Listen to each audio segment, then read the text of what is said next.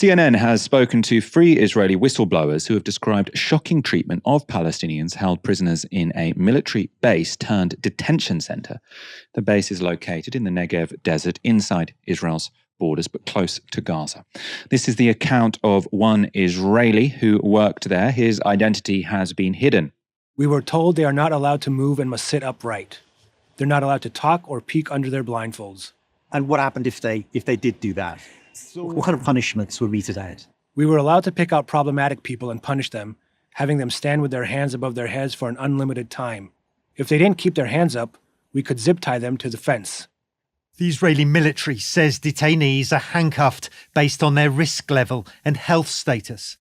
But the account tallies with photographic evidence obtained by CNN of Palestinian detainees inside Sidi Taman, and with hand and wrist injuries shown to CNN by dozens of Palestinians released back into Gaza. I was zip-tied and blindfolded, says this former detainee, and tortured in a way I never imagined.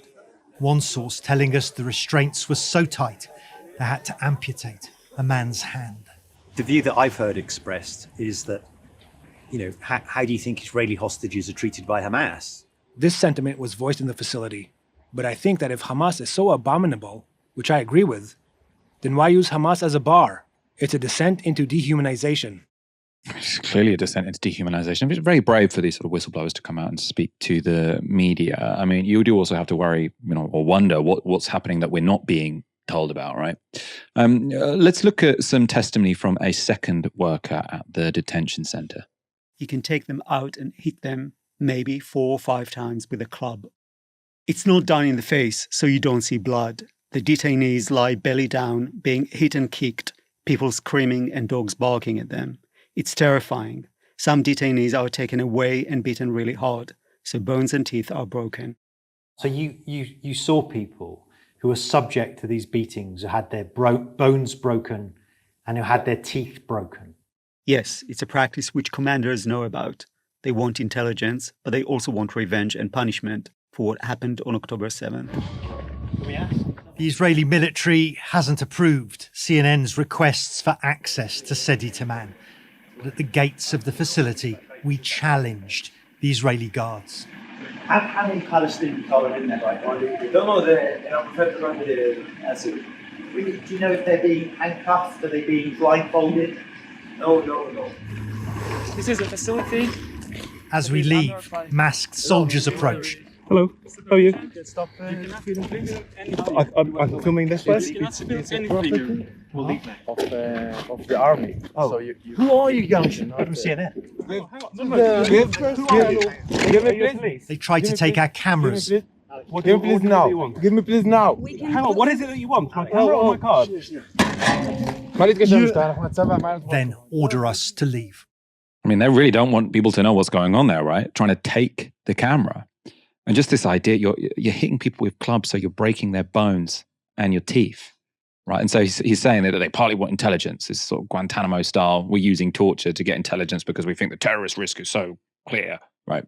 Israel can very easily stop something like October the 7th happening, right? One of the reasons it was able to happen is because they moved so many of their soldiers over to the West Bank to try and help settlers steal land, right? If they'd been on the border, if they'd sort of followed their intelligence properly, they could have stopped it.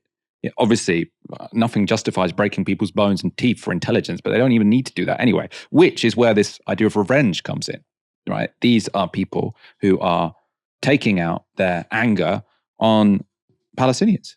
I mean, I suppose that's the story of the whole war, really, isn't it? So the Israelis acting with anger to collectively punish 2 million people. And it's in these sort of secret detention centers where this is sort of done in the most brutal and sadistic fashion. Those 2 whistleblowers were workers there. I mean, this is a sort of army-based turned detention center, so potentially there were people who'd been drafted. CNN also spoke to a medic. The problem is, Gazans who are brought in are labeled as terrorists, and it is very popular opinion over here that terrorists deserve to die, so they do not deserve the same medical care as everyone else. Satellite imagery obtained by CNN shows how the Sidi Taman facility was expanded after the October 7th attacks, with detention facilities and makeshift medical bays being added after public hospitals in Israel refused to treat injured Gazan suspects. Eyewitness accounts describe a field hospital with 15 to 20 patients, virtually naked and blindfolded, with hands and feet shackled to their beds and wearing diapers. One eyewitness told CNN painful procedures were carried out by underqualified medics. Treatment, the medical worker told us, amounts to punishment. In my view, it's the idea of total vulnerability. If you imagine being unable to move, being unable to see what's going on, that's something that borders, if not crosses, into psychological torture. I mean, I would say that clearly crosses into psychological torture. I mean, imagine you're lying there, you're already injured, you've got your hands and your feet, padlocked, handcuffed to your bed. You've got your eyes covered. People are operating on you. You've got absolutely no idea what's going on. You're just feeling intense pain and presumably like confusion, right? That would drive you completely mad, I think, not having any idea where you are, not being able to move, not being able to see. You see this time and time again, don't you, Ash? Where sort of the moment you label someone a terrorist, you can treat them, not morally, of course, but sort of psychologically, however you want, however sadistic it might seem, however inhumane, they are now a terrorist and they're sort of subhuman, so you can do what you want. I mean, this was one of the tactics of the war on terror. Those who were labeled terrorists were termed unlawful combatants.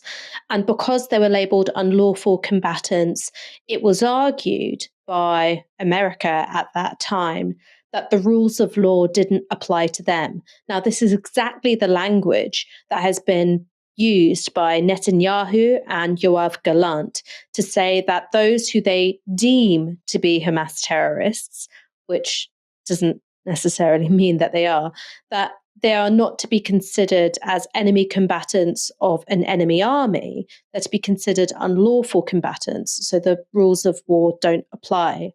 I think there are a lot of parallels that you can draw between this particular torture camp and, again, the infrastructure of torture and detention that existed during the war on terror. Of course, a lot of that infrastructure does still exist on a smaller scale. What America did was that it operated its torture camps, its detention facilities, where those who were accused of being unlawful combatants and held without charge. You, of course, had CIA-run black sites. Many of the prisoners there were acquired through rendition. They were essentially either passed from American custody into the custody of states whose operatives carried out the torture to create this kind of plausible deniability. All these men were victims of rendition into American hands. Guantanamo is, of course, infamous, but the worst torture was carried out by the CIA. What makes Israel different is that Israel is unable to use an international infrastructure of detention and torture. It doesn't have that layer of plausible deniability by saying this is happening outside of our jurisdiction, or really technically it's being carried out by another sovereign state. This is happening on Israeli occupied land where Israel claims sovereignty, claims Israeli law, is supposedly subject to international law, and quite clearly this horrendous torture, and it is torture, to be handcuffed, blindfolded, and forced into a nappy without the basic dignity of being able to use the bathroom. That is torture, right? I don't really care what the legal thresholds are. If that happened to you, you would consider that torture. All of this is being carried out in a way which shows that Israel doesn't fear the repercussions of international law. It's unable to have the same kind of international infrastructure that America used, but also they don't need that same infrastructure that America used because of the radicalization of the Israeli civilian population, which is broadly in favor of even more use of force against the Palestinians, and it also doesn't fear being held accountable through the means of international law because of the diplomatic protection that is afforded by the US and also the UK and Germany as well. So what is going on in that camp is disgusting. There's shared culpability, I think, with Western nations, even if it's not our operatives who directly have blood on their hands. We helped create the context in which something like this is possible.